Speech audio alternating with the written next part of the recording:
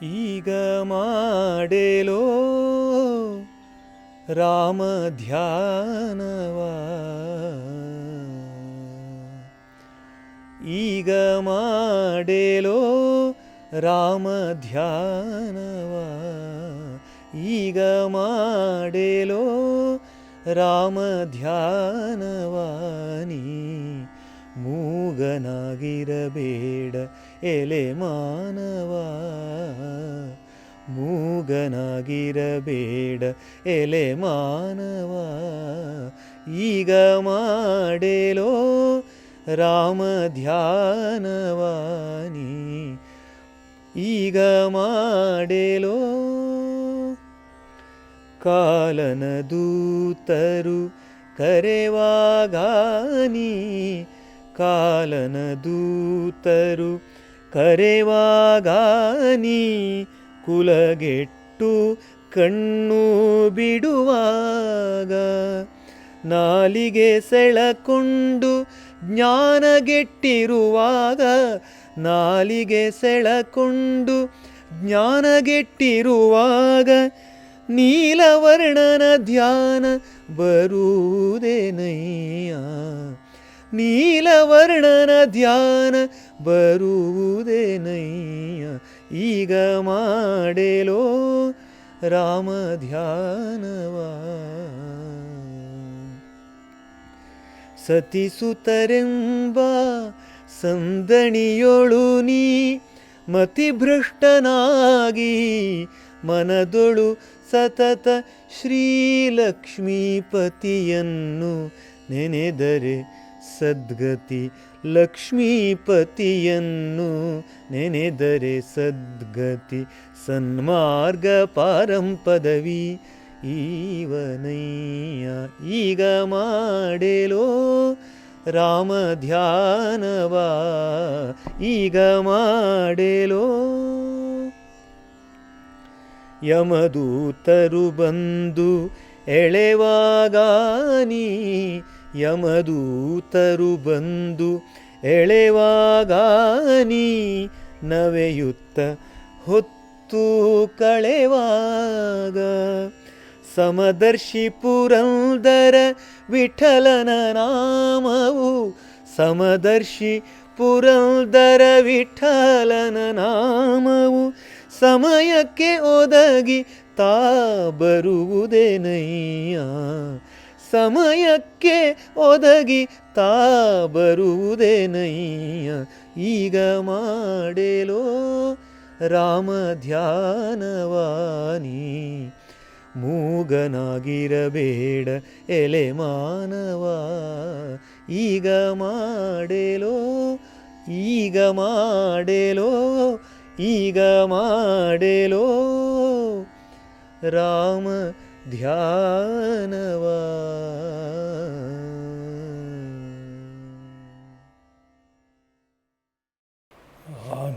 ಆನಂದಮಾನಂದಕರಂ ಪ್ರಸನ್ನಂ ಜ್ಞಾನಸ್ವರೂಪಂ ನಿಜಬೋಧಯುಕ್ತಂ, ಯೋಗೀಂದ್ರಮೀಡ್ಯಂ ಭವರೋಗವೈದ್ಯಂ ಶ್ರೀಮದ್ಗುರುಂ ನಿತ್ಯಮಹಂ ನಮಾಮಿ. ದೇವಕೀ ಪರಮಾನಂದಂ ಕೃಷ್ಣಂ ವಂದೇ ಜಗದ್ಗುರುಂ. ಸರ್ವೋಪನಿಷದೋ ಗಾವಃ ದೋಗ್ಧಾ ಗೋಪಾಲನಂದನಃ, ಪಾರ್ಥೋ ವತ್ಸಃ ಸುಧೀರ್ಭೋಕ್ತಾ ದುಗ್ಧಂ ಗೀತಾಮೃತಂ ಮಹತ್. ವಿಶ್ವಮೂಲದಲ್ಲಿ ಬೆಳಗುತ್ತಿರುವ ಪರಂಜ್ಯೋತಿ ರೂಪವಾದ ಮೂಲ ಗುರುತತ್ವಕ್ಕೆ ನಮೋ ನಮಃ. ಹೃನ್ಮಂದಿರದಲ್ಲಿ ಜ್ಯೋತಿರ್ಮಯರಾಗಿ ಬೆಳಗುತ್ತಿರುವ ಶ್ರೀರಂಗ ವಿಜಯಲಕ್ಷ್ಮೀ ಸದ್ಗುರು ದಂಪತಿಗಳ ಪವಿತ್ರ ಪದಪದ್ಮಗಳಿಗೆ ಸಾಷ್ಟಾಂಗ ಪ್ರಣತಿಗಳು. ಎಲ್ಲ ಸಹೃದಯರಾದ ಜಿಜ್ಞಾಸುಗಳಿಗೂ ಹಾರ್ದಿಕವಾದ ನಮನಗಳು. ಭಗವದ್ಗೀತಾ ಪ್ರವಚನ ಮಾಲಿಕೆಯ 131ನೆಯ ಕುಸುಮವನ್ನು ಧರ್ಮಪ್ರಭು ಶ್ರೀಕೃಷ್ಣನ ಪಾವನ ಪದಪದ್ಮಗಳಲ್ಲಿ ಅರ್ಪಿಸುವುದಕ್ಕೆ ಉದ್ಯುಕ್ತನಾಗಿದ್ದೇನೆ. 11ನೇ ಅಧ್ಯಾಯ ವಿಶ್ವರೂಪ ದರ್ಶನ ಯೋಗ ಎಂಬ ಶೀರ್ಷಿಕೆಯಿಂದ ಕೂಡಿದ್ದಾಗಿದೆ. ಈ ಹಿಂದೆ ವಿಭೂತಿ ಯೋಗ ಎಂಬ ವಿಷಯವನ್ನು ಅನುಸಂಧಾನ ಮಾಡಿದ್ದೇವೆ 10ನೇ ಅಧ್ಯಾಯದಲ್ಲಿ.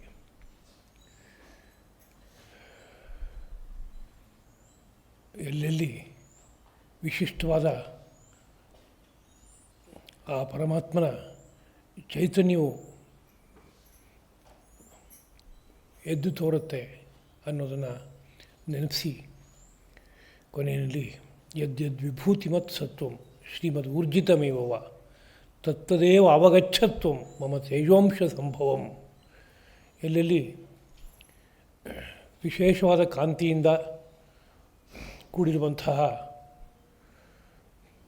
ವಿಷಯ ಉಂಟೋ ಅಲ್ಲೆಲ್ಲ ನನ್ನ ಅಂಶದಿಂದ ಅದು ಸಂಭೂತವಾಗಿದೆ, ನನ್ನ ಅಂಶದಿಂದ ಅದು ರೂಪಿತವಾಗಿದೆ ಎಂಬುದಾಗಿ ಎಂಬುದಾಗಿ ಸಾರಿಷ್ಠವಾಗಿ ವಿಷಯವನ್ನು ನಿರೂಪಣೆ ಮಾಡಿದ್ದಾಯಿತು. ಮತ್ತು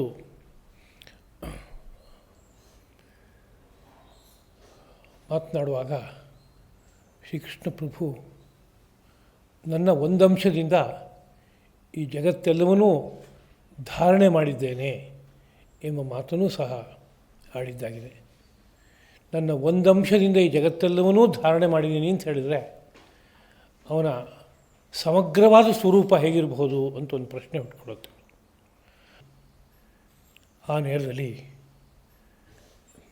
ಅರ್ಜುನ ಜಿಜ್ಞಾಸೆಯಿಂದ ಧರ್ಮಪ್ರಭು ಶ್ರೀಕೃಷ್ಣನನ್ನು ವಿಶ್ವರೂಪ ದರ್ಶನವನ್ನು ಮಾಡಿಸು ಎಂಬುದಾಗಿ ಪ್ರಾರ್ಥನೆ ಮಾಡ್ಕೋತಾನೆ. ಮದನುಗ್ರಹಾಯ ಪರಮಂ ಗುಹ್ಯಂ ಅಧ್ಯಾತ್ಮ ಸಂಜ್ಞಿತಂ ಯತ್ವಯೋಕ್ತಂ ವಚಸ್ತೇನ ಮೋಹೋಯಂ ವಿಗತೋ ಮಮ. ಹೀಗೆ ಅರ್ಜುನ ತನ್ನ ಮಾತನ್ನು ಆರಂಭ ಮಾಡ್ತಾನೆ. ನೀನು ರಾಜವಿದ್ಯಾ ರಾಜಗುಹ್ಯ ಎಂಬ ಯಾವ ರಹಸ್ಯವಾದ ವಿಷಯವನ್ನು ಎತ್ತಿ ಹೇಳಿದೆಯೋ ಅದರಿಂದಾಗಿ ನನ್ನ ಬುದ್ಧಿಯಲ್ಲಿದ್ದ ಒಂದು ಮೋಹ ಕಳಚಿ ಹೊರಟೋಯ್ತು. ಎಲೆ ಕಮಲ ಪತ್ರಾಕ್ಷಣೆ, ಉತ್ಪತ್ತಿ ಮತ್ತು ವಿಲಯ ನಿನ್ನಿಂದ ಹೇಗೆ ನಿರಂತರವೂ ಸಾಗ್ತಾ ಇದೆ ಎಂಬುದನ್ನು ನಿನ್ನ ಮುಖಾರವಿಂದದಿಂದ ಕೇಳಿದೆ. ನಿನ್ನ ಎಂದೂ ನಾಶವಾಗದ ಮಾಹಾತ್ಮ್ಯವನ್ನು ಭಾವಿಸಿದೆ. ಎಲೆ ಪರಮೇಶ್ವರನೇ, ದ್ರಷ್ಟುಮಿಚ್ಛಾಮಿ ತೇ ರೂಪಂ ಐಶ್ವರಂ ಪುರುಷೋತ್ತಮ. ಎಲೆ ಪುರುಷೋತ್ತಮನೇ, ನಿನ್ನ ಐಶ್ವರಂ ರೂಪಂ ದ್ರಷ್ಟುಮಿಚ್ಛಾಮಿ, ನಿನ್ನ ಈಶ್ವರ ರೂಪವನ್ನು, ಇಡೀ ಜಗತ್ತನ್ನು ಆಳ್ತಾ ಇರುವ ನೀನು ನಿನ್ನ ಸಮಗ್ರವಾದ ರೂಪವನ್ನು ಏನನ್ನು ಇಟ್ಕೊಂಡಿದೆಯೋ ಆ ಐಶ್ವರ್ಯ ರೂಪವನ್ನು ನಾನು ನೋಡಬೇಕು ಅಂತ ಆಸೆ ಪಡ್ತಾ ಇದ್ದೀನಿ. ಆದರೆ ಅದು ನನ್ನಿಂದ ನೋಡೋದಕ್ಕೆ ಸಾಧ್ಯವೇ ನನಗೆ ಗೊತ್ತಿಲ್ಲ. ಅದು ಸಾಧ್ಯ ಎಂಬುದಾಗಿ ನೀನು ಭಾವಿಸೋದಾದರೆ ನಿನ್ನ ಆ ಅವ್ಯಯವಾದ ರೂಪವನ್ನು ನನಗೆ ದರ್ಶನ ಮಾಡಿಸು ಎಂಬುದಾಗಿ ಅರ್ಜುನ ಪ್ರಾರ್ಥನೆ ಮಾಡ್ಕೋತಾನೆ. ಅದಕ್ಕೆ ಉತ್ತರವಾಗಿ ಶ್ರೀಕೃಷ್ಣ, ಎಲೆ ಪಾರ್ಥ, ನೂರಾರು ಸಾವಿರಾರು ವಿಧವಾದ ವರ್ಣ ಆಕೃತಿಗಳಿಂದ ಕೂಡಿದ ನನ್ನ ಯಾವ ದಿವ್ಯ ಸ್ವರೂಪ ಇದೆಯೋ ಅದನ್ನು ನಾನು ದರ್ಶನ ಮಾಡಿಸ್ತೇನೆ ನೋಡು. ದ್ವಾದಶ ಆದಿತ್ಯರು, ಏಕಾದಶ ರುದ್ರರು, ಅಷ್ಟವಸುಗಳು, ಅಶ್ವಿನಿ ದೇವತೆಗಳು, ಮರುದ್ಗಣ ಇವರೆಲ್ಲರ ದರ್ಶನವನ್ನು ನೀನು ಮಾಡಬಹುದು. ಇದುವರೆಗೆ ನೀನು ಯಾವುದನ್ನು ಕಂಡಿಲ್ಲವೋ ಅಂತಹ ಆಶ್ಚರ್ಯಕರವಾದ ವಿಷಯವನ್ನೆಲ್ಲವನ್ನೂ ನೀನು ನೋಡ್ತೀಯ. ನನ್ನ ಈ ವಿರಾಟ್ ಸ್ವರೂಪದಲ್ಲಿ ಚರಾಚರ ಜಗತ್ತೆಲ್ಲವೂ ಸಂಪೂರ್ಣವಾಗಿ ನೆಲೆಸಿದೆ. ಅದೆಲ್ಲವನ್ನೂ ನೀನು ನೋಡ್ಬೋದು. ಅಷ್ಟು ಮಾತ್ರ ಅಲ್ಲ, ನೀನು ಇನ್ನೇನನ್ನು ನೋಡಬೇಕು ಅಂತ ಬಯಸ್ತೀಯೋ ಅವೆಲ್ಲವನ್ನೂ ಕೂಡ ಇಲ್ಲಿ ನೋಡ್ಬೋದು. ಆದರೆ ಈ ಚರ್ಮಚಕ್ಷುಸ್ಸಿನಿಂದ ಆ ದಿವ್ಯ ಸ್ವರೂಪವನ್ನು ನೀನು ನೋಡೋಕ್ಕಾಗೋಲ್ಲ. ಈ ಚರ್ಮಚಕ್ಷುಸ್ಸು ಭೌತಿಕವಾದ ವಿಷಯಗಳಿಗೆ ಮೀಸಲಾದದ್ದು. ಆದ್ದರಿಂದ ದಿವ್ಯಂ ದದಾಮಿ ತೇ ಚಕ್ಷು ಪಶ್ಯಮೇ ಯೋಗಮೈಶ್ವರಂ. ನನ್ನ ಐಶ್ವರ ಯೋಗವನ್ನು ನೀನು ನೋಡು. ಅದು ನೋಡಬೇಕಾದ್ರೆ ನಿನಗೆ ದಿವ್ಯ ಚಕ್ಷುಸ್ ಬೇಕೋ, ಯೋಗದೃಷ್ಟಿ ಬೇಕೋ, ಅದನ್ನು ನಾನು ನಿನಗೆ ಅನುಗ್ರಹಿಸ್ತೇನೆ ಎಂಬುದಾಗಿ ಮಾತನಾಡ್ತಾನೆ. ಹೀಗೆ ಹೇಳಿ ಅನಂತರದಲ್ಲಿ ಒಂದು ಅದ್ಭುತವಾದ ಯೋಗ ದೃಷ್ಟಿಯನ್ನು ಅವನನ್ನು ಅನುಗ್ರಹಿಸಿ ಈಶ್ವರ ಸ್ವರೂಪವನ್ನು ತೋರಿಸಿದ ಎಂಬುದಾಗಿ ಸಂಜಯ ಮಧ್ಯದಲ್ಲಿ ಧೃತರಾಷ್ಟ್ರನಿಗೆ ರಣರಂಗದಲ್ಲಿ ಘಟಿಸ್ತಾ ಇದ್ದಂಥ ಘಟನಾವಳಿಗಳನ್ನು ನಿರೂಪಿಸ್ತಾ ಮಾತನಾಡ್ತಾನೆ. ಇಲ್ಲಿ ಒಂದು ವಿಶಿಷ್ಟವಾದ ಯೋಗಶಾಸ್ತ್ರವು ಹೇಳುವ ಯಾವ ಸಂಪ್ರಜ್ಞಾತ ಸಮಾಧಿ ಎಂಬುದುಂಟೋ ಆ ಸಮಾಧಿಯ ಅನುಭವಕ್ಕೆ ಅರ್ಜುನ ಏರ್ತಾನೆ. ಸ್ವಂತ ಸಾಧನೆಯಿಂದ ಒಬ್ಬ ಹಾಗೆ ಸಂಪ್ರಜ್ಞಾತ ಸಮಾಧಿ, ಅಸಂಪ್ರಜ್ಞಾತ ಸಮಾಧಿ ಇವುಗಳೆಲ್ಲ ಏರೋದುಂಟು. ಅದರ ಸ್ವಂತ ಸಾಧನೆ ಅಂತ ಅಂದಾಗಲೂ ಹಿಂದ್ಗಡೆ ಗುರುವಿನ ಅನುಗ್ರಹ ಸದಾಕಾಲದಲ್ಲೂ ಇರಲೇಬೇಕು. ಗುರುವಿನಿಂದಲೇ ಪಡೆದಂತಹ ರಹಸ್ಯವಾದ ಮಂತ್ರವನ್ನು, ರಹಸ್ಯವಾದ ಧ್ಯೇಯ ವಸ್ತುವನ್ನು ಭಾವಿಸ್ತಾ ಗುರುವು ಕೊಟ್ಟಂತಹ ನಿರ್ದೇಶನವನ್ನು ಸಮಗ್ರವಾಗಿ ಬಳಸ್ಕೊಳ್ತಾ ಆ ತುದಿಯ ಅನುಭವಕ್ಕೆ ಸಾಗಬೇಕಾಗತ್ತೆ. ಆದರೆ ಶ್ರೀಕೃಷ್ಣ ಪ್ರಭು ಮಹಾವಿಷ್ಣುವಿನ ದಿವ್ಯಾವತಾರ, ಅವನ ಕಾಲ ದೇಶಗಳಲ್ಲಿ ಅದೃಷ್ಟವಶಾತ್ ಈ ಒಂದು ಘಟಿಸ್ತಾ ಇದೆ. ಶ್ರೀಕೃಷ್ಣ ಪ್ರಭು ಅರ್ಜುನನ ಮೇಲಿನ ಅಪಾರವಾದ ಕಾರುಣ್ಯದಿಂದ, ದಯೆಯಿಂದ ಅವನಿಗೆ ದಿವ್ಯವಾದ ಚಕ್ಷುಸ್ಸನ್ನು ತಾನೇ ಅನುಗ್ರಹ ಮಾಡಿಬಿಡ್ತಾನೆ. ತತ್ಕಾಲದಲ್ಲಿ ಅನುಗ್ರಹ ಮಾಡಿದಾಗ ಆ ಯೋಗ ದೃಷ್ಟಿ ತೆರೆದು ಒಂದು ಅದ್ಭುತವಾದ ದರ್ಶನ ಆಗುತ್ತೆ. ಆ ದರ್ಶನವನ್ನು ಯೋಗಶಾಸ್ತ್ರದ ದೃಷ್ಟಿಯಿಂದ ಸವಿಚಾರ ಸಮಾಧಿ ಎಂಬುದಾಗಿ ಕರೆಯೋದುಂಟು. ಸಂಪ್ರಜ್ಞಾತ ಸಮಾಧಿಯಲ್ಲಿ ಸವಿಚಾರ ಸಮಾಧಿ ಅಂತ ಒಂದು ವಿಭಾಗ ಇದೆ. ಅಂತಹ ಸವಿಚಾರ ಸಮಾಧಿಯ ಒಂದು ವಿಶಿಷ್ಟವಾದ ಅನುಭವವನ್ನು ನಾವು ಈ ಅಧ್ಯಾಯದಲ್ಲಿ ಅರ್ಜುನನ ಮುಖದಿಂದ ಕೇಳ್ತಾ ಇದ್ವಿ.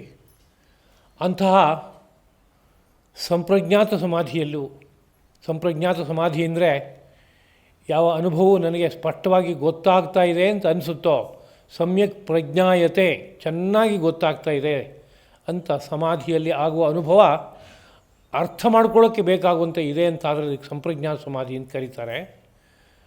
ಅರ್ಜುನ ತನ್ನ ಮುಖದಿಂದ ತನ್ನ ಅನುಭವವನ್ನು ಬಿಚ್ಚಿ ಹೇಳ್ತಾ ಇದ್ದಾನೆ ಅಂದರೆ ಅವನಿಗೆ ಪ್ರತಿ ಹೆಜ್ಜೆ ಒಂದು ಪರದೆ ಮೇಲೆ ಚಿತ್ರ ಮೂಡಿದರೆ ಹೇಗೋ ಹಾಗೆ ಅವನ ಚಿತ್ರವೆಂಬ ವಿಶಿಷ್ಟವಾದ ಭಿತ್ತಿಯ ಮೇಲೆ ಅವನಿಗೆ ಅನೇಕ ದರ್ಶನಗಳಾಗ್ತಾಯಿದೆ.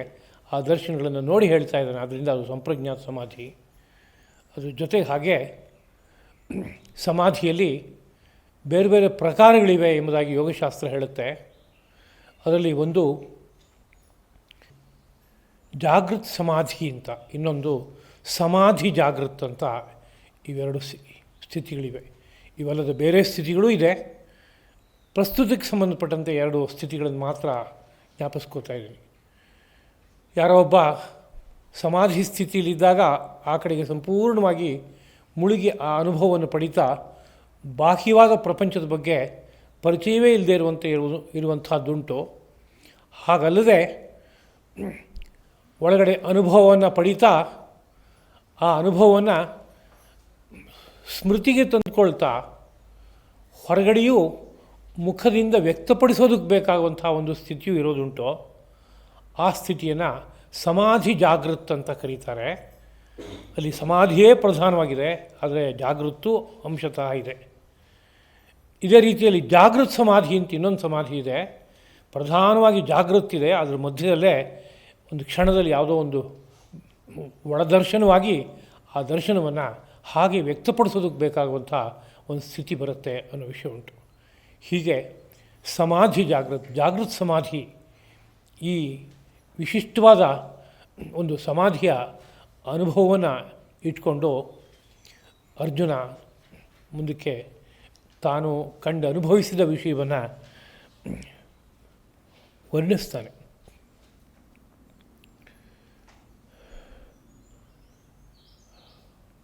ಅರ್ಜುನ ಏನನ್ನು ಅನುಭವಿಸಿದ ಎಂಬುದನ್ನು ಸಂಜಯ ತನ್ನ ಮಾತಿನಿಂದ ಮೊದಲಿಗೆ ವಿವರಿಸ್ತಾನೆ. ಅನೇಕವಾದ ಮುಖ, ನಯನ ಇವುಗಳಿಂದ ಕಂಗೊಳಿಸ್ತಾ ಇರುವ ಅನೇಕವಾದ ಅದ್ಭುತವಾದ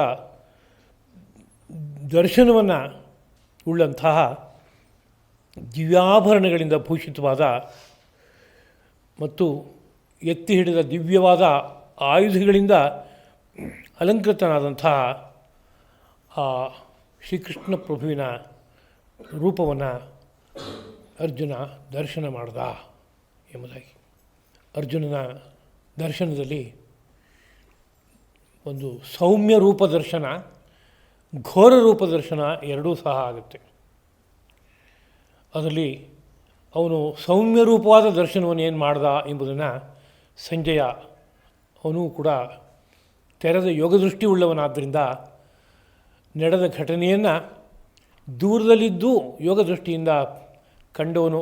ಅಷ್ಟು ಮಾತ್ರ ಅಲ್ಲ, ಅರ್ಜುನನಿಗಾಗ್ತಾ ಇರುವ ಅನುಭವವನ್ನೂ ಗುರುತಿಸಿ ಆ ಅನುಭವವನ್ನು ಎತ್ತಿ ಸಾರ್ತಾ ಇದ್ದಾರೆ. ದಿವ್ಯವಾದ ಮಾಲೆಗಳನ್ನು ಧಾರಣೆ ಮಾಡಿದ್ದಾನೆ, ವಸ್ತ್ರಗಳಿಂದ ಅಲಂಕೃತನಾಗಿದ್ದಾನೆ, ದಿವ್ಯ ಗಂಧವನ್ನು ಮೈಗೆ ಲೇಪಿಸಿಕೊಂಡಿದ್ದಾನೆ.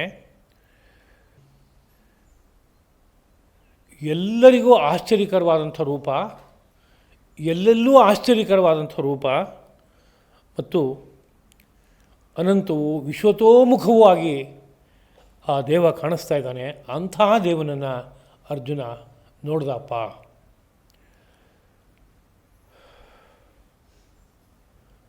ಅಂತರಿಕ್ಷದಲ್ಲಿ ಸಹಸ್ರ ಸೂರ್ಯರ ಪ್ರಕಾಶ ಒಮ್ಮೆ ಗೋಚರವಾದರೆ ಹೇಗಿರಬಹುದು, ಅದಕ್ಕೆ ಸದೃಶವಾದಂಥ ಸಮಾನವಾದಂಥ ಬೆಳಕು ಅವನಲ್ಲಿ ಗೋಚರವಾಯಿತು.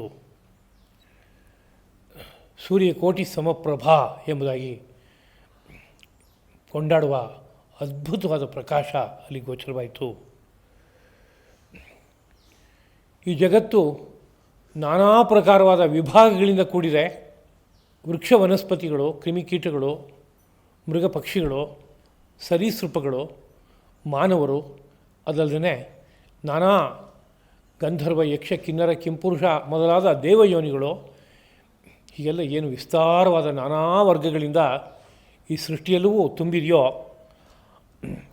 ಆ ನಾನಾ ವರ್ಗಗಳ ಸಮೂಹವನ್ನು ಶ್ರೀಕೃಷ್ಣ ಪ್ರಭುವಿನ ಆ ವಿರಾಟ್ ಸ್ವರೂಪದಲ್ಲಿ ಅರ್ಜುನ ಕಂಡ. ಅನಂತರ ಅವನಿಗೆ ಆದ ವಿಸ್ಮಯವನ್ನು, ಆಶ್ಚರ್ಯವನ್ನು ಅವನಿಗೆ ಧರಿಸೋಕ್ಕಾಗಲಿಲ್ಲ. ರೋಮಾಂಚಗೊಂಡು ತಲೆಬಾಗಿ ಕೈಗಳನ್ನು ಎರಡನ್ನೂ ಜೋಡಿಸಿ ಅರ್ಜುನ ತನ್ನ ಅನುಭವವನ್ನು ವ್ಯಕ್ತಪಡಿಸ್ತಾ ಇದ್ದಾನೆ. ಪಶ್ಯಾಮಿ ದೇವಾನ್ ತವ ದೇವ ದೇಹೆ. ಎಲೆ ದೇವನೇ, ನಿನ್ನ ದೇಹದಲ್ಲಿ ನಾನು ಎಲ್ಲ ದೇವತೆಗಳನ್ನೂ ನೋಡ್ತಾ ಇದ್ದೀನಪ್ಪ. ಅಷ್ಟೇ ಅಲ್ಲ, ನಾನಾ ಜೀವಕೋಟಿಗಳ ಸಮೂಹವನ್ನೇ ನೋಡ್ತಾ ಇದ್ದೀನಿ ಮತ್ತು ಈ ಎಲ್ಲ ಜೀವಕೋಟಿಗಳನ್ನು ಸೃಷ್ಟಿ ಮಾಡ್ತಾ ಇರುವಂತಹ ಯಾವ ಚತುರ್ಮುಖ ಬ್ರಹ್ಮ ಕಮಲದ ಮೇಲೆ ಆಸೀನನಾಗಿದ್ದಾನೋ ಅವನನ್ನು ದರ್ಶನ ಮಾಡ್ತಾ ಇದ್ದೀನಪ್ಪ. ಮತ್ತು ಋಷಿಗಣಗಳು ಎದುರುಗಡೆ ನಿಂತಿದೆ. ನಾನಾ ಉರಗ ವರ್ಗ ಎದುರಾಗಿ ನಿಂತಿದೆ. ನಿನ್ನನ್ನು ಅನೇಕ ಬಾಹುಗಳಿಂದಲೂ ಅನೇಕ ಉದರಗಳಿಂದಲೂ ಮತ್ತು ಮುಖಗಳಿಂದಲೂ ಕೂಡಿದವನಾಗಿ ನಾನು ನೋಡ್ತಾ ಇದ್ದೀನಿ. ಅನಂತ ರೂಪಗಳಿಂದ ನಿನ್ನನ್ನು ನೋಡ್ತಾ ಇದ್ದೀನಿ ಮತ್ತು ಎಲ್ಲೆಡೆಯೂ ನೀನು ತುಂಬ್ಕೊಂಬಿಟ್ಟಿದೆಯಾ. ನೀನು ತುಂಬದ ಜಾಗವಿಲ್ಲ, ಹಾಗೆ ನೆಲೆಸಿದೆಯಾ. ಎಲೆ ವಿಶ್ವರೂಪನೇ, ವಿಶ್ವೇಶ್ವರನೇ, ನಾಂತಂ ನ ಮಧ್ಯಂ ನ ಪುನಸ್ತವಾದಿಂ ಪಶ್ಯಾಮಿ. ನಿನ್ನ ಈ ವಿರಾಟ್ ಸ್ವರೂಪದ ತುದಿ ನನಗೆ ಕಾಣಿಸ್ತಾ ಇಲ್ಲ, ಬುಡ ನನಗೆ ಕಾಣಿಸ್ತಾ ಇಲ್ಲ, ಮಧ್ಯ ನನಗೆ ಕಾಣಿಸ್ತಾ ಇಲ್ಲ. ಅಂದರೆ ಎಲ್ಲೆಲ್ಲೂ ಆ ರೀತಿಯಲ್ಲಿ ತುಂಬಿಟ್ಟಿರೋ ಸನ್ನಿವೇಶ ಇರೋದ್ರಿಂದ ಯಾವುದು ಬುಡ, ಯಾವುದು ಮಧ್ಯ, ಯಾವುದು ಅಂತ ಯಾವುದನ್ನೂ ಗುರುತಿಸೋದಕ್ಕಾಗೋದಿಲ್ಲ. ಆ ರೀತಿಯಾದ ಸ್ಥಿತಿ ಉಂಟಾಗಿದೆ. ನೀನು ಉತ್ಕೃಷ್ಟವಾದ ಕಿರೀಟವನ್ನು ಧರಿಸಿ ಗೋಚರವಾಗ್ತಾ ಇದೆಯಾ, ಗದಾಹಸ್ತನಾಗಿದೆಯಾ, ಚಕ್ರವನ್ನು ಧರಿಸಿದ್ದೀಯಾ, ತೇಜೋ ರಾಶಿಯಾಗಿದೆಯಾ. ಎಲ್ಲೆಡೆಯಲ್ಲೂ ನೀನು ಪ್ರಕಾಶ ತುಂಬಿದೆ. ದುರ್ನಿರೀಕ್ಷ್ಯ ನೀನು. ನನ್ನ ಎರಡು ಕಣ್ಣುಗಳಿಂದ ನಿನ್ನ ಸ್ವರೂಪವನ್ನು ನೋಡೋಕ್ಕಾಗಲ್ಲ, ಅಷ್ಟು ಪ್ರಕಾಶ. ದೀಪ್ತ ಅನಲಾರ್ಕ ದ್ಯುತಿಂ ಅಪ್ರಮೇಯಂ. ನೀನು ಅಪ್ರಮೇಯ ಅಂದರೆ ನಿನ್ನನ್ನು ಅರಿಯೋದಕ್ಕೆ ಸಾಧ್ಯ ಇಲ್ಲ, ಅರ್ಥ ಮಾಡ್ಕೊಳ್ಳೋಕ್ಕೆ ಸಾಧ್ಯ ಇಲ್ಲ. ಬೆಳಗುತ್ತಿರುವಂತಹ ಅಗ್ನಿಯೋ ಸೂರ್ಯನೋ ಎಂಬಂತೆ ಅಷ್ಟು ಪ್ರಕಾಶದಿಂದ ನೀನು ತುಂಬಿ ಬೆಳಗ್ತಾ ಇದೆಯಾ. ನಿನ್ನನ್ನು ಅಕ್ಷರನಾದ ಪರಮಶ್ರೇಷ್ಠನಾದಂತಹ ತತ್ವ ಎಂಬುದಾಗಿ ತಿಳಿಬೇಕಪ್ಪ. ಅಕ್ಷರ ಅಂದರೆ ಎಂದೂ ನಾಶವಿಲ್ಲದೆ ಇದ್ದವನು. ಈ ಸಮಗ್ರ ವಿಶ್ವಕ್ಕೆ ನೀನು ಪರಿಪೂರ್ಣವಾದಂಥ ನಿಧಾನಂ ಆಶ್ರಯನು, ಸನಾತನನು. ಅಂದರೆ ನೀನು ಎಂದೆಂದೂ ನೆಲೆಸಿರುವವನು. ಅಂತಹ ಉತ್ತಮ ಪುರುಷ ನೀನು ಎಂಬುದಾಗಿ ನಾನು ಭಾವಿಸ್ತೇನೆ.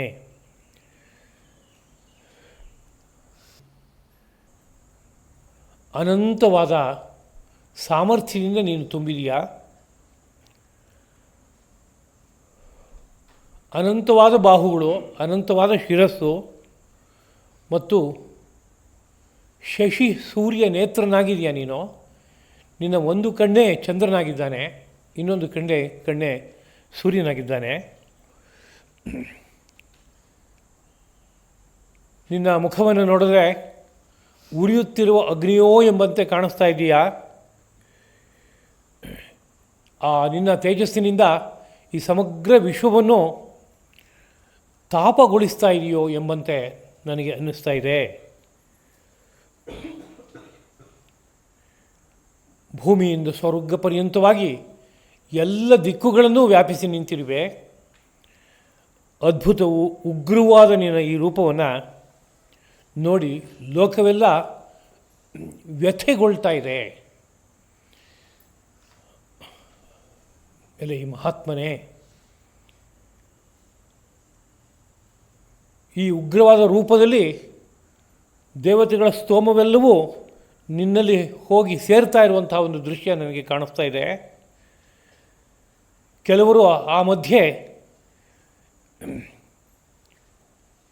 ಭಯಗ್ರಸ್ತರಾಗಿ ಎರಡೂ ಹಸ್ತಗಳನ್ನು ಜೋಡಿಸಿ ಸ್ತುತಿ ಮಾಡ್ತಾ ಇದ್ದಾರೆ. ಮಹರ್ಷಿಗಳು ಹಾಗೂ ಸಿದ್ಧರ ಸಮೂಹವು ನಾನಾ ವಿಧವಾದ ಸ್ತುತಿಯನ್ನು ನಿನ್ನನ್ನು ಕುರಿತು ಮಾಡ್ತಾ ಇವೆ. ರುದ್ರ, ಆದಿತ್ಯ, ವಸು, ಸಾಧ್ಯರು, ವಿಶ್ವೇದೇವರು, ಮರುದೇವತೆಗಳು, ಪಿತೃದೇವತೆಗಳು, ಗಂಧರ್ವ, ಯಕ್ಷ, ಅಸುರ, ಸಿದ್ಧ ಇವರ ಸಮೂಹ ಅತ್ಯಂತ ಆಶ್ಚರ್ಯಚಕಿತವಾಗಿ ನಿನ್ನನ್ನು ನೋಡ್ತಾ ಇವೆ. ಆ ದೃಶ್ಯ ನನಗೆ ಕಣ್ಣಿಗೆ ಕಾಣಿಸ್ತಾ ಇದೆಯಪ್ಪ. ಬಹುವಾದ ಮುಖಗಳು, ಬಹುವಾದ ನೇತ್ರ, ಮಹತ್ತಾದ ಸ್ವರೂಪ, ಬಹುವಾದ ಪಾದಗಳು, ಬಹುವಾದ ಬಾಹುಗಳು ಮತ್ತು ಬಹುವಾದ ಉದರ. ಈ ಮಧ್ಯದಲ್ಲಿ ಅತ್ಯಂತ ಭೀಕರವಾದ ಕೋರೆ ದಾಡಿಗಳಿಂದ ಕೂಡಿರುವಂತಹ ನಿನ್ನ ರೂಪವು ನನಗೆ ಕಾಣಿಸ್ತಾ ಇದೆ. ಇದನ್ನು ನೋಡಿ ಲೋಕವೆಲ್ಲವೂ ಭಯಗೊಳ್ತಾ ಇದೆ. ಎಲ್ಲಿ ಮಹಾಪ್ರಭುವೇ, ನೀನು ನಭಸ್ಪರ್ಶಿಯಾಗಿರುವೆ, ಆಕಾಶ ಪರ್ಯಂತವಾಗಿ ವ್ಯಾಪಿಸಿರುವೆ, ಎಲ್ಲೆಲ್ಲೂ ವ್ಯಾಪಿಸಿರುವೆ. ನಾನಾ ವರ್ಣಗಳು ನಿನ್ನಲ್ಲಿ ಗೋಚರವಾಗ್ತಾ ಇವೆ. ವಿಸ್ತಾರವಾಗಿ ನಿನ್ನ ಬಾಯಿ ತೆರೆದಿದೆ, ಬೆಳಗುವ ವಿಶಾಲವಾದ ಕಣ್ಣು. ನಿನ್ನನ್ನು ನೋಡಿದಾಗ ನನಗೆ ಭಯ ಮತ್ತು ವ್ಯಥೆ ಎರಡೂ ಉಂಟಾಗ್ತಾ ಇದೆ. ನನ್ನ ಧೃತಿ ಕರಗಿ ಹೋಗ್ತಾ ಇದೆ, ಅಂದರೆ ಧೈರ್ಯ ಹೊರಟು ಹೋಗ್ತಾ ಇದೆ, ಮತ್ತು ಮನಸ್ಸಿನ ಶಾಂತಿ ಕಳಚಿ ಹೋಗ್ತಾ ಇದೆ. ಮನಸ್ಸು ಯಾವುದೋ ಕಳವಳಕ್ಕೆ ಒಳಗಾಗುವಂತೆ ಆಗಿದೆ. ನಿನ್ನ ಈ ಭೀಕರವಾದ ರೂಪ, ದಂಸ್ಟ್ರಾ ಕರಾಲವಾದ, ಅಂದರೆ ಕೋರೆ ದಾಡೆಗಳಿಂದ ಅತ್ಯಂತ ಭೀಕರವಾಗಿರುವ ಕಾಲಾಗ್ನಿಗೆ ಸದೃಶವಾದ ನಿನ್ನ ಮುಖವನ್ನು ನೋಡಿ ನನಗೆ ದಿಗ್ಭ್ರಾಂತಿ ಉಂಟಾಗಿದೆ.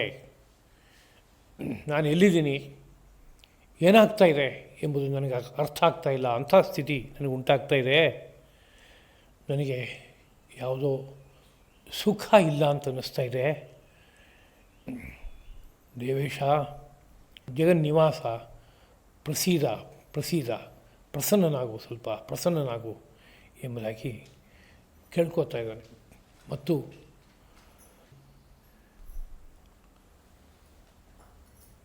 ರಾಜರ ದೊಡ್ಡ ಸಮೂಹ, ಅದರಲ್ಲಿ ಧೃತರಾಷ್ಟ್ರನ ಮಕ್ಕಳೆಲ್ಲರೂ ಸೇರಿದ್ದಾರೆ.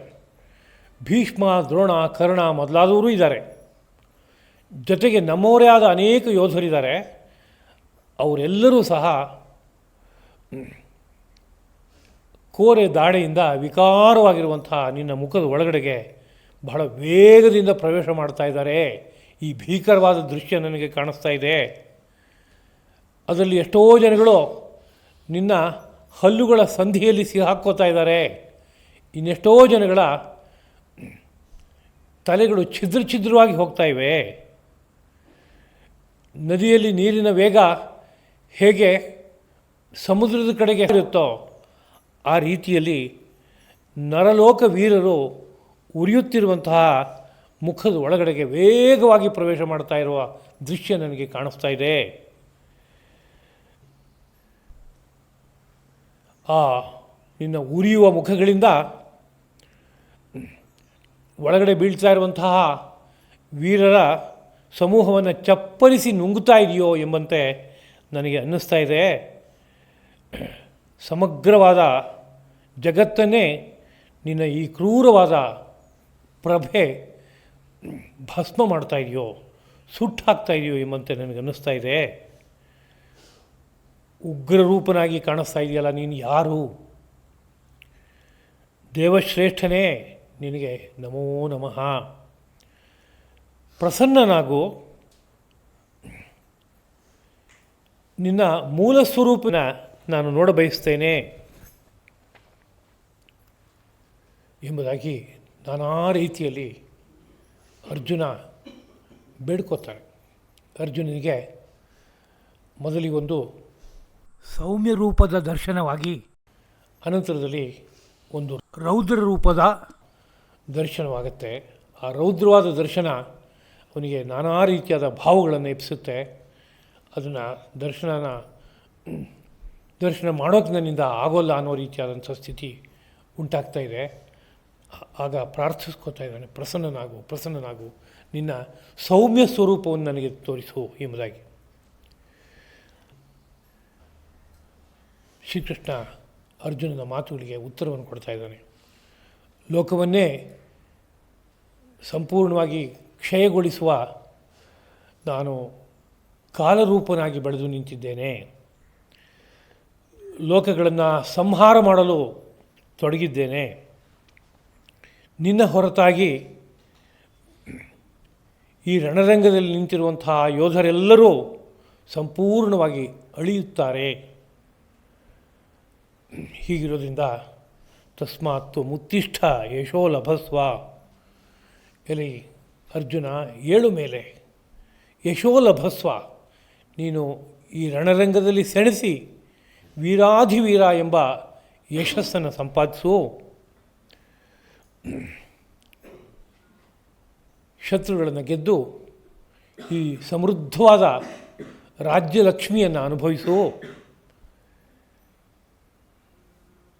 ಈ ರಣರಂಗದಲ್ಲಿ ನಿಂತಿರುವಂತಹ ಶತ್ರು ಪಕ್ಷದ ಯೋಧರೆಲ್ಲರೂ ನನ್ನಿಂದ ಮೊದಲೇ ಹತರಾಗಿದ್ದಾರೆ. ನೀನು ಕೇವಲ ನಿಮಿತ್ತ ಮಾತ್ರಂ ಭವ ಸವ್ಯಸಾಚಿನ್. ಇಲ್ಲಿ ಸವ್ಯಸಾಚಿಯೇ, ನೀನು ಕೇವಲ ನಿಮಿತ್ತ, ನೆಪ ಮಾತ್ರಕ್ಕೆ ನೀನಿದೆಯಾ. ಆದರೆ ಅವರೆಲ್ಲ ಈಗಾಗಲೇ ಸಂಹೃತರಾಗ್ಬಿಟ್ಟಿದ್ದಾರೆ. ಅಂದರೆ ಸಂಕಲ್ಪ ಆಗಿದೆ. ಆದ್ದರಿಂದ ನೀನು ನಿಶ್ಚಿಂತೆಯಾಗಿ ಯುದ್ಧದಲ್ಲಿ ತೊಡಗು. ದ್ರೋಣ, ಭೀಷ್ಮ, ಜಯದ್ರಥ, ಕರ್ಣ ಇವರೆಲ್ಲರೂ ನನ್ನಿಂದ ಈಗಾಗಲೇ ಹತರಾಗಿದ್ದಾರೆ. ಅವರನ್ನು ನೀನು ಕೊಲ್ಲು. ಇನ್ನು ವ್ಯಥೆ ಪಡಬೇಡ, ಯುದ್ಧ ಮಾಡು, ಶತ್ರುಗಳನ್ನು ಗೆಲ್ಲು. ಖಂಡಿತವಾಗಿಯೂ ನೀನು ಶತ್ರುಗಳನ್ನು ಗೆಲ್ತೀಯ, ಶತ್ರುಗಳನ್ನು ಗೆಲ್ಲು ಎಂಬುದಾಗಿ ಶ್ರೀಕೃಷ್ಣ ಪ್ರಭು ಅರ್ಜುನನನ್ನು ಸಮಾಧಾನಗೊಳಿಸ್ತಾನೆ. ಈ ಮಧ್ಯೆ ಈ ಘಟ್ಟವನ್ನು ಗಮನಿಸಿದಂಥ ಸಂಜಯ ಧೃತರಾಷ್ಟ್ರನ ಕುರಿತು ಮಾತನಾಡ್ತಾನೆ. ಈ ಮಾತುಗಳನ್ನೆಲ್ಲ ಕೇಳಿದ ಅರ್ಜುನ ಎರಡೂ ಕೈಗಳನ್ನು ಜೋಡಿಸಿ ತಲೆಬಾಗಿ ನಿಂತ್ಕೊಂಡಿದ್ದಾನೆ. ಅವನ ಮೈನಲ್ಲಿ ಒಂದು ಕಂಪನ ಉಂಟಾಗಿದೆ, ನಡುಕ ಉಂಟಾಗ್ತಾ ಇದೆ. ಅವನು ಭೀತರಲ್ಲೆಲ್ಲ ಅತಿಶಯ ಭೀತನಾಗ್ಬಿಟ್ಟಿದ್ದಾನೆ. ಅಷ್ಟು ಅವನಿಗೆ ಭಯ ಉಂಟಾಗ್ಬಿಟ್ಟಿದೆ ಆ ಘೋರ ರೂಪವನ್ನು ನೋಡಿ. ಮುಂದಾಗೋದನ್ನೆಲ್ಲವನ್ನೂ ದರ್ಶನ ಮಾಡಾಗೋಯ್ತು ಅವನಿಗೆ. ಹಾಗೆ ಆದಾಗ ಅವನಿಗೆ ಅದನ್ನು ಧರಿಸೋಕ್ಕಾಗಲಿಲ್ಲ. ಅಂಥ ಸ್ಥಿತಿಯಲ್ಲಿ ಅವನು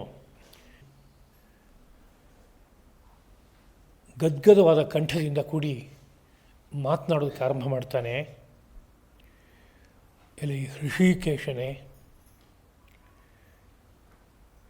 ನಿನ್ನನ್ನು ಕೊಂಡಾಡುವುದರಿಂದ ಜಗತ್ತು ಸದಾ ಹರ್ಷಕ್ಕೆ ಒಳಗಾಗತ್ತೆ, ಆನಂದಕ್ಕೆ, ಪರಮ ಸಂತೃಪ್ತಿಗೆ ಹೋಗುತ್ತೆ. ಮತ್ತು ನಿನ್ನ ಕೊಂಡಾಟದಿಂದ ಜಗತ್ತು ನಿನ್ನ ಕಡೆಗೆ ಅನುರಕ್ತವಾಗ್ತಾ ಹೋಗುತ್ತೆ.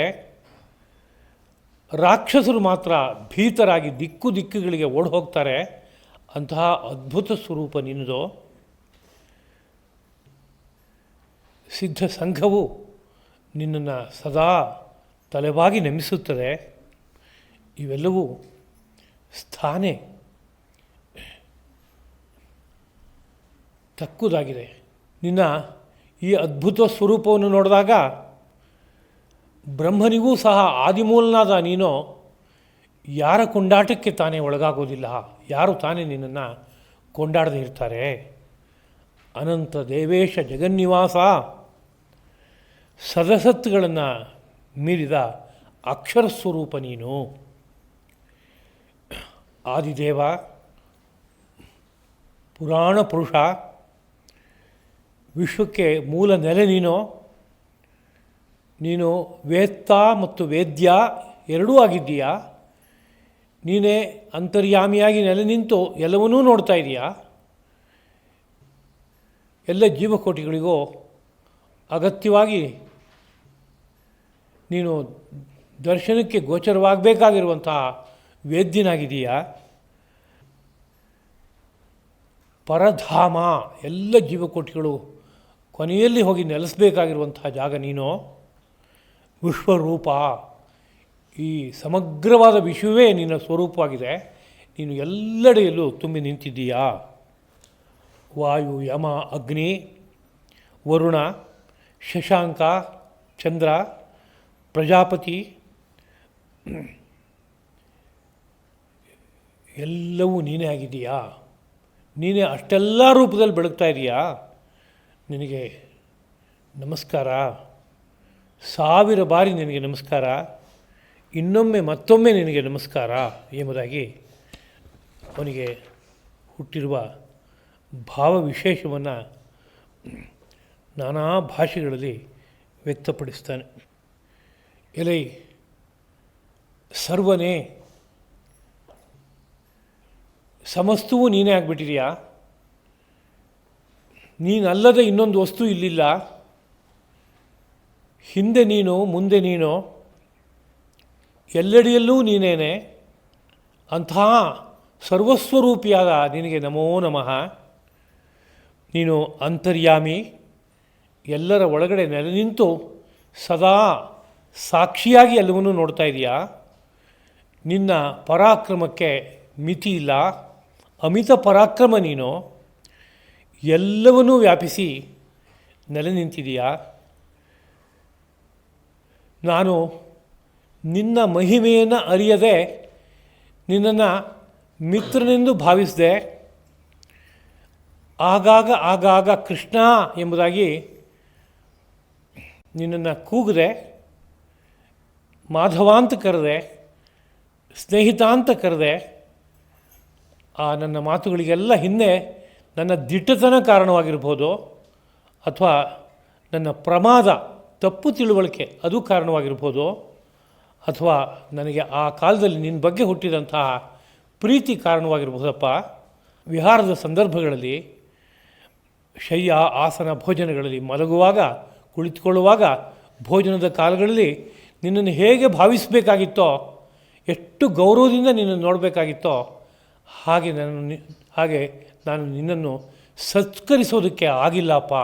ನಾನು ಹೇಗೇಗೋ ಒರೆಸ್ಬಿಟ್ಟೆ, ಅದನ್ನೆಲ್ಲ ನೀನು ಕ್ಷಮಿಸು. ಅಪ್ರಮೇಯನಾದ ನಿನ್ನನ್ನು ನಾನು ಬೇಡ್ಕೊಳ್ತಾ ಇದ್ದೀನಿ, ನನ್ನ ಅಪರಾಧಗಳನ್ನು ಸಂಪೂರ್ಣವಾಗಿ ಮನ್ನಿಸಿಕೊಡು.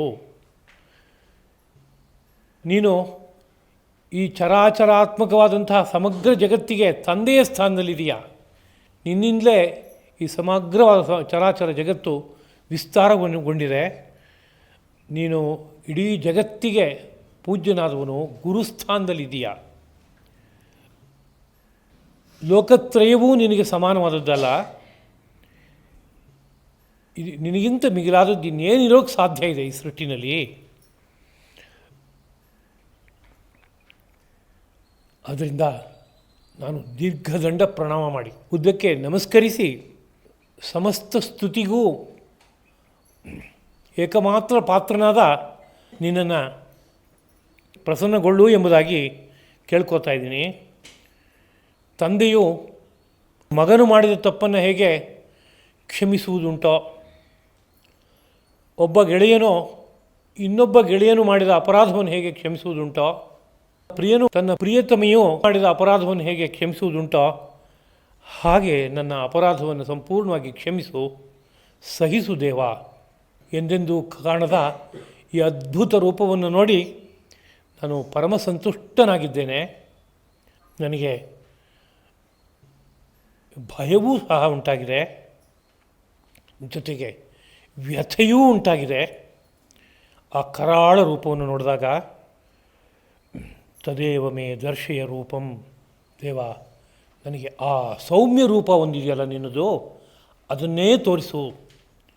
ಎಲೆ ಜಗನ್ನಿವಾಸನೇ, ಪ್ರಸನ್ನನಾಗು. ನೀನು ಹಿಂದೆ ಹೇಗೆ ಶೋಭನವಾದ ಕಿರೀಟದಿಂದ ಅಲಂಕೃತನಾಗಿ, ಗದಾಹಸ್ತನಾಗಿಯೂ ಚಕ್ರಪಾಣಿಯಾಗಿಯೂ ಸೌಮ್ಯ ಸ್ವರೂಪಿಯಾಗಿಯೂ ಬೆಳಗಿದೆಯೋ, ಆ ರೂಪವನ್ನು ನನಗೆ ತೋರಿಸು, ಅದನ್ನು ನಾನು ನೋಡಬಯಸಿದ್ದೇನೆ. ಎಲೆ ಸಹಸ್ರಬಾಹುವೇ, ವಿಶ್ವಮೂರ್ತಿಯೇ, ಚತುರ್ಭುಜನಾಗಿ ನೀನು ನಿಂತ ಆ ಸ್ವರೂಪವನ್ನು ನನಗೆ ದರ್ಶನ ಮಾಡಿಸು.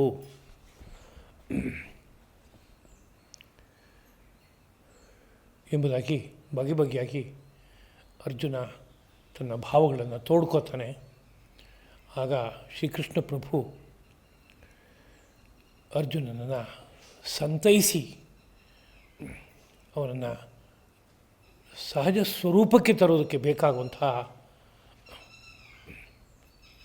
ಒಂದು ಮಾತುಗಳನ್ನು ಆಡ್ತಾ,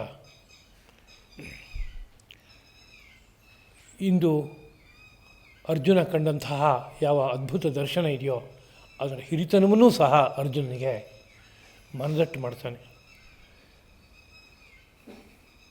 ಮಯ ಪ್ರಸನ್ನೇನ ತವ ಅರ್ಜುನೇದಂ ರೂಪಂ ಪರಂ ದರ್ಶಿತಂ ಆತ್ಮಯೋಗಾತ್. ನಿನ್ನನ್ನು ಕಂಡು ನನಗೆ ಉಂಟಾದ ಪ್ರಸನ್ನತೆಯ ಕಾರಣದಿಂದಾಗಿ ನಿನಗೆ ಈ ಅದ್ಭುತವಾದ ರೂಪವನ್ನು ದರ್ಶನ ಮಾಡಿಸಿದ್ದೇನಪ್ಪ. ಇದು ನನ್ನ ತೇಜೋಮಯವಾದ ರೂಪ, ಜ್ಯೋತಿರ್ಮಯವಾದ ರೂಪ, ಸೃಷ್ಟಿ ಮೂಲದಲ್ಲಿ ಬೆಳಗ್ತಾ ಇರುವಂತಹ ರೂಪ. ಇದು ನನ್ನ ವಿಶ್ವರೂಪ. ನಿನ್ನ ಹೊರತಾಗಿ ಈ ರೂಪವನ್ನು ಯಾರೂ ನೋಡಿಲ್ಲಪ್ಪ. ಎಲೆ ಕುರುವೀರನೇ, ವೇದಾಧ್ಯಯನದಿಂದ, ಯಜ್ಞದಿಂದ, ಇತರ ಬೇರೆ ಯಾವುದೇ ಸಾಧನೆಗಳಿಂದಲೋ, ದಾನದಿಂದಲೋ, ನಾನಾ ರೀತಿಯಾದ ಕ್ರಿಯೆಗಳಿಂದಲೋ, ತಪಸ್ಸಿನಿಂದಲೋ ಈ ಅದ್ಭುತವಾದ ರೂಪವನ್ನು ಯಾರೂ ದರ್ಶನ ಮಾಡೋಕ್ಕೆ ಸಾಧ್ಯ ಇಲ್ಲಪ್ಪ. ನೀನು ನನ್ನ ಯಾವ ಘೋರ ರೂಪವನ್ನು ನೋಡಿದೆಯೋ ಆ ರೂಪವನ್ನು ನೋಡಿದಾಗ ಹುಟ್ಟಿದ ಭಯ ನಿನಗೆ ದೂರವಾಗಿ ಹೋಗಲಿ. ನಿನಗೆ ಇನ್ನು ಆ ವ್ಯಥೆ ಉಳಿಯದಿರಲಿ. ನಿನಗೇನೋ ಒಂದು ದಿಗ್ಮೂಢ ಭಾವ ಹುಟ್ಟಿದೆಯೋ, ದಿಕ್ಕು ತೋರದ ಸ್ಥಿತಿ ಉಂಟಾಗಿದೆಯೋ, ಆ ಮೂಢಭಾವವು ನಿನಗೆ ದೂರವಾಗಲಿ. ಪ್ರೀತಿಯಿಂದ ಕೂಡಿ ನನ್ನ ಈ ಸೌಮ್ಯ ಸ್ವರೂಪವನ್ನು ಇದೀಗ ನೋಡು ಎಂಬುದಾಗಿ ಕೃಷ್ಣ ತನ್ನ ಸೌಮ್ಯ ಸ್ವರೂಪವನ್ನು ದರ್ಶನ ಮಾಡುತ್ತಾನೆ. ಆಗ ಆ ಸೌಮ್ಯ ಸ್ವರೂಪವನ್ನು ನೋಡ್ತಾ ಅರ್ಜುನ ಮತ್ತೆ ತನ್ನ ಭಾವಗಳನ್ನು ತೋಡ್ಕೋತಾನೆ.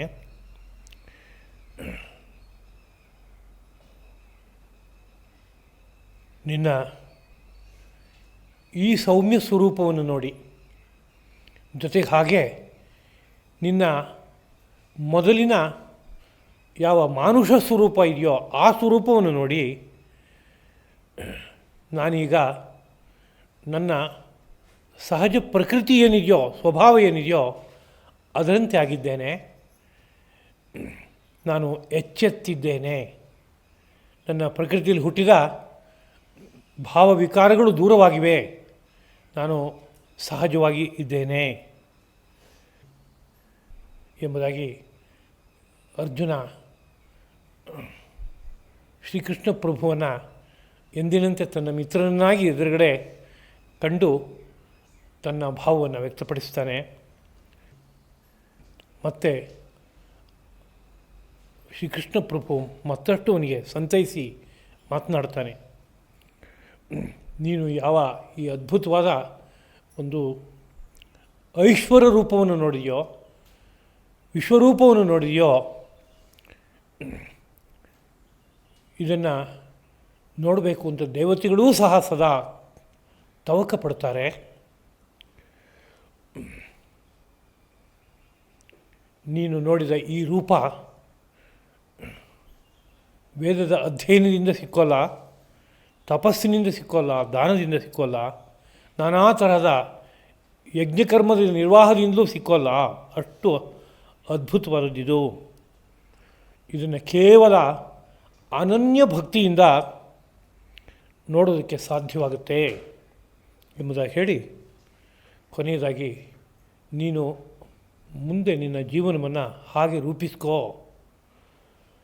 ಮತ್ಕರ್ಮಕೃತ್ ಮತ್ಪರಮಃ ಮದ್ಭಕ್ತಃ ಸಂಗವರ್ಜಿತಃ ನಿರ್ವೈರಃ ಸರ್ವಭೂತೇಷು ಯಸ್ಸ ಮಾಂ ಏತಿ ಪಾಂಡವ.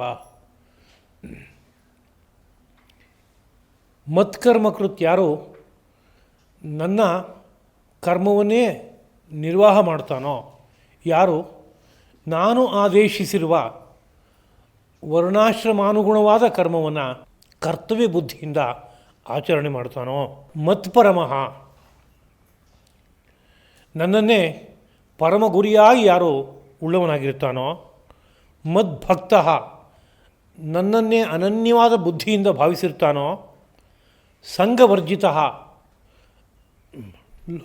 ಇತರ ಜನಗಳ ಸಂಘವನ್ನು ದೂರದಲ್ಲಿ ಇಟ್ಟು ತಾನು ಏಕಾಕಿಯಾಗಿರ್ತಾನೋ, ನಿರ್ವೈರಹ ಯಾವ ಜೀವಕೋಟಿಗಳ ಬಗ್ಗೆಯೂ ಅಸೂಯೆ, ಕೋಪ, ವೈರ ಇದ್ಯಾವುದೂ ಇಲ್ಲದೆ ಇರ್ತಾನೋ, ಎಸ್ಸ ಮಾಮೇತಿ ಪಾಂಡವ, ಎಲೆ ಪಾಂಡವನೇ ಅವನು ನನ್ನನ್ನು ಬಂದು ಸೇರ್ತಾನೆ.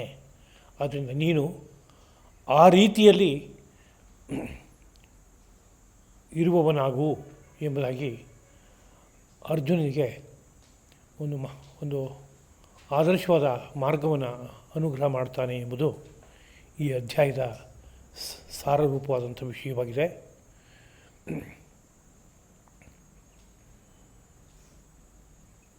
ಅರ್ಜುನನ ಮನಸ್ಥಿತಿಯನ್ನು ಪರಿಪೂರ್ಣವಾಗಿ ಅರ್ಥ ಮಾಡಿಕೊಂಡಂತಹ ಶ್ರೀಕೃಷ್ಣ ಪ್ರಭು ಅವನಿಗೆ ಬಂಧು ಬಾಂಧವರು, ಆತ್ಮೀಯರು, ಗುರು ಹಿರಿಯರು ಎಲ್ಲರೂ ರಣರಂಗದಲ್ಲಿ ಎದುರಾಗಿ ನಿಂತಾಗ ಹುಟ್ಟಿದ ಯಾವ ಒಂದು ಅಸ್ಥಾನ ಸ್ನೇಹ ಕಾರುಣ್ಯ ಎಂಬುದಿತ್ತೋ ಅದನ್ನು ದೂರ ಮಾಡೋದಕ್ಕೋಸ್ಕರವಾಗಿ ಮತ್ತು ವಿಶೇಷವಾದ ಒಂದು ಕೃಪೆ ಅವನ ಮೇಲೆ, ಕಾರುಣ್ಯ ಅವನ ಮೇಲೆ ಇದ್ದ ಕಾರಣದಿಂದಾಗಿ ಈ ಅದ್ಭುತವಾದಂಥ ಒಂದು ವಿಶ್ವರೂಪವನ್ನು ಅರ್ಜುನಿಗೆ ದರ್ಶನ ಮಾಡಿಸ್ತಾ, ಈ ದರ್ಶನದ ಕಾರಣದಿಂದ ಅರ್ಜುನನಲ್ಲಿ ಅನೇಕ ಪರಿವರ್ತನೆಗಳು ಹುಟ್ಟಿ ಮುಂದೆ ಅವನು ರಣರಂಗದಲ್ಲಿ ಸೆಣಸೋದಕ್ಕೆ ಬೇಕಾಗುವ ಮನೋಧರ್ಮವನ್ನು ಪಡಿತಾನೆ ಎಂಬುದಾಗಿ ಈ ಒಂದು ಘಟ್ಟವನ್ನು ಭಾವಿಸಬೇಕು ಎಂಬುದನ್ನು ನೆನಪಿಸ್ಕೊಳ್ತಾ ಈ 4 ಮಾತುಗಳನ್ನು ಶ್ರೀಕೃಷ್ಣ ಪ್ರಭುವಿನ ಪಾವನವಾದ ಪದಪದ್ಮಗಳಲ್ಲಿ ಅರ್ಪಿಸ್ತಾ ಇದ್ದೇನೆ. ಕಾಯೇನ ವಾಚಾ ಮನಸಾ ಇಂದ್ರಿಯೈರ್ವಾ ಬುದ್ಧ್ಯಾ ಆತ್ಮನಾ ವಾ ಪ್ರಕೃತೆ ಸ್ವಭಾವಾತ್ ಕರೋಮಿ ಯದ್ಯತ್ ಸಕಲಂ ಪರಸ್ಮೈ ನಾರಾಯಣಾಯೇತಿ ಸಮರ್ಪಯಾಮಿ. ಶ್ರೀಕೃಷ್ಣಾರ್ಪಣಮಸ್ತು.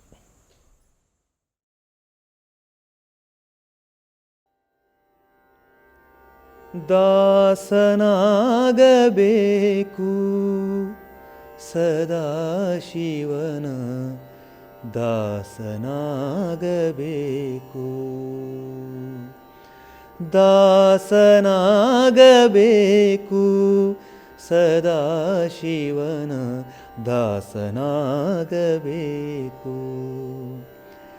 ದಾಸನಾಗಬೇಕು ಕ್ಲೇಶ ಪಂಚಕವಳಿದು ಆಸೆಯಲಿ ಮನಸೂಸದೆ ಸರ್ವದಾ ದಾಸನಾಗಬೇಕು ಸದಾಶಿವನ ದಾಸನಾಗಬೇಕು. ಮನದ ಕಲ್ಮಶ ಕಳೆದು ಮಹಾದೇವನ ಮಹಿಮೆಯನು ತಿಳಿದು ಇನಿತು ಈ ಜಗವೆಲ್ಲ ಈಶ್ವರಮಯವೆಂದು, ಇನಿತು ಈ ಜಗವೆಲ್ಲ ಈಶ್ವರಮಯವೆಂದು ಘನವಾದ ಮೋಹದ ಗಡಿಯನು ದಾಟುತ್ತ ದಾಸನಾಗಬೇಕು ಸದಾಶಿವನ ದಾಸನಾಗಬೇಕು. ತನುವು ಅಸ್ಥಿರವೆನುತ ತಿಳಿದು ಶಂಕರನ ಮಹಿಮೆಯ ಕಾಣುತ್ತ, ತನುವು ಅಸ್ಥಿರವೆನುತ ತಿಳಿದು ಶಂಕರನ ಹೃದಯವ ಕಾಣುತ್ತ ಘನವಾದ ಇಂದ್ರಜಾಲದ ಮಾಯೆಯೆನುತ, ಘನವಾದ ಇಂದ್ರಜಾಲದ ಮಾಯೆಯೆನುತ ಬಿನುಗು ಸಂಸಾರದ ಮಮತೆಯ ಬಿಡುತ್ತ, ಬಿನುಗು ಸಂಸಾರದ ಮಮತೆಯ ಬಿಡುತ್ತಾ ದಾಸನಾಗಬೇಕು ಸದಾಶಿವನ ದಾಸನಾಗಬೇಕು. ಆರು ಚಕ್ರದಿ ಮೆರೆವಾ ಅಖಂಡನ ಮೂರು ಗುಣವ ತಿಳಿದು. ಆರು ಚಕ್ರದಿ ಮೆರೆವಾ ಅಖಂಡನ ಮೂರು ಗುಣವ ತಿಳಿದು. ಆರು ಮೂರು 16 ತತ್ವವ ಮೀರಿ. ಆರು ಮೂರು 16 ತತ್ವವ ಮೀರಿ ತೋರುವ ಕಾಗಿನೆಲೆಯಾದಿ ಕೇಶವನಡಿ. ತೋರುವ ಕಾಗಿನೆಲೆಯಾದಿ ಕೇಶವನಡಿ ದಾಸನಾಗಬೇಕು. ಸದಾಶಿವನ ದಾಸನಾಗಬೇಕು. ದಾಸನಾಗಬೇಕು ಕ್ಲೇಶ ಪಂಚಕವಳಿದು. ಆಸೆಯಲಿ ಮನಸೂಸದೆ ಸರ್ವದಾ ದಾಸನಾಗಬೇಕು. ಸದಾಶಿವನ ದಾಸನಾಗಬೇಕು. ಸದಾಶಿವನ ದಾಸನಾಗಬೇಕು. ಸದಾಶಿವನ ದಾಸನಾಗಬೇಕು.